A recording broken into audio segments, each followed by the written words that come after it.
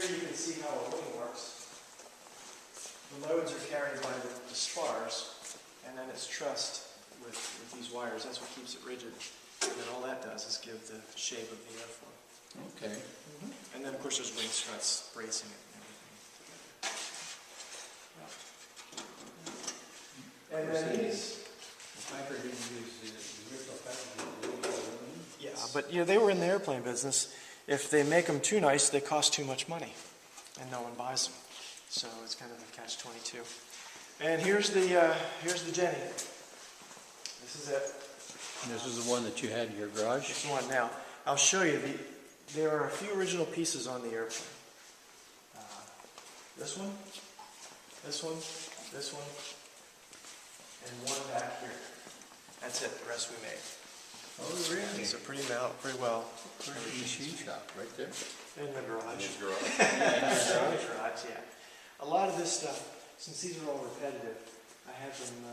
I put them on CAD and sent the CAD program to a local water jet cutter, and they just put the sheet steel in there, and this water jet machine cuts them. And then you bend them, and then these parts are brazed on, so you do the brazing. Mm-hmm. Do you have a bender? I made them. No, you take a block of steel that's this size, clamp it, and then... Oh, you did it by that? Do it by Just hand. By hand? Heat it. And depending on the thickness, now this is 063, you can bend that cold. But if you get some of the real heavy stuff...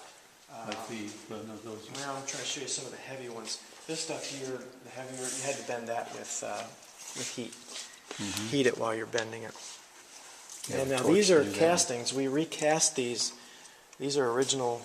I took the original drawings, made them into CAD, and then I sent the CAD to a place in North Carolina, and they have this big, it looks like an inkjet printer, and it goes like this, and it makes a resin model. Then we took the resin model, and a friend of mine in Birmingham is a forger casting. He cast them out of aluminum. And then once they're done casting, then you have to machine out everything to make sure it's nice and smooth. And, that's how that whole process. So this is a casting, that's a casting, that one are castings. The original drawings that we have came from the Smithsonian, but this is an early Jenny. What happened is we entered World War I in 1918, and we had absolutely nothing to speak of for an Air Force. So they needed airplanes like now.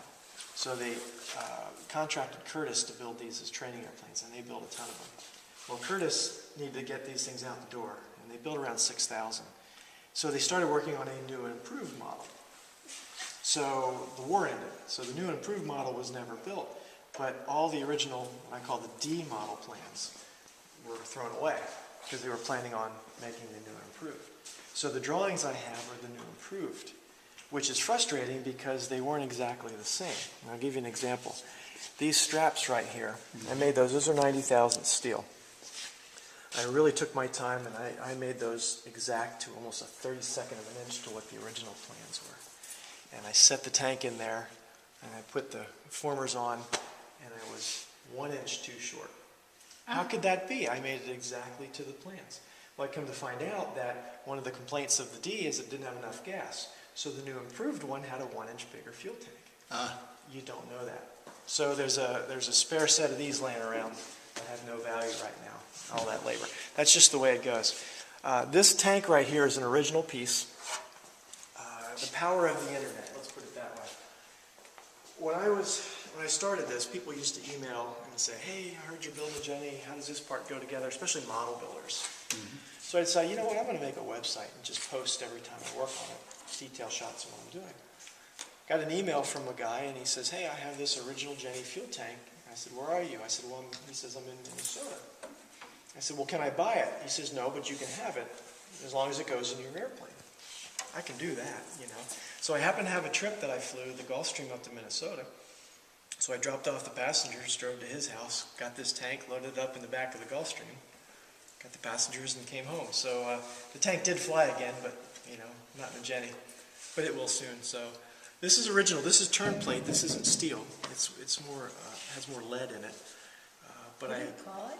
Turn plate. T-E-R-N-P-L-A-T. But I sloshed it with a sealing compound, and then this is a sealing kind of sealant on here. So hopefully when I put fuel in it, it will, You didn't test it before you...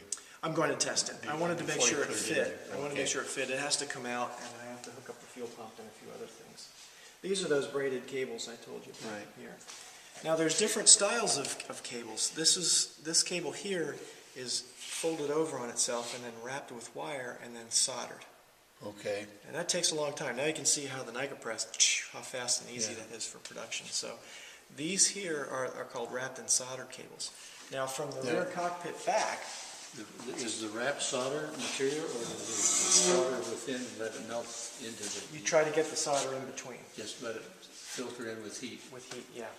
Matter of fact, you got a real big iron and you hold it there and you got a puddle and you rotate it. It takes 3 hands. Now from here back, these are 80 thou and 10 thou wires. And these are called ferrules. I had to have these made.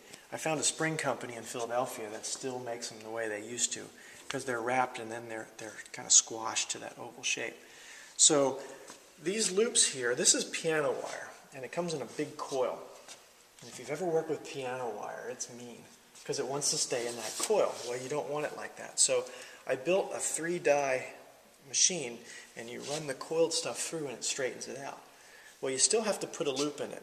So I read in a book where if you take 3 bolts and space them a certain amount apart, you put the wire in there and you bend this way and you bend that way, and it's supposed to come out in this nice perfect loop. And it didn't work that way.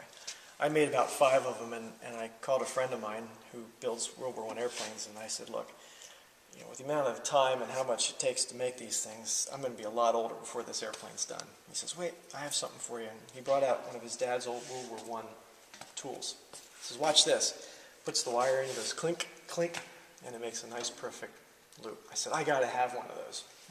He says, well, I'm going to need it. I don't know if I can let it go, blah, blah, blah. So he calls me a couple months later, and his airstrip's right down the road here, Robert Rust. Oh. And the place is like Sanford that's and his, Sons. okay. Well, actually, Yeah. Sanford and Sons makes his place, or his place makes Sanford and Sons look organized. He calls me, he says, I found another one. I said, just name your price. He says, well, let me think about it. How about $100? Sure.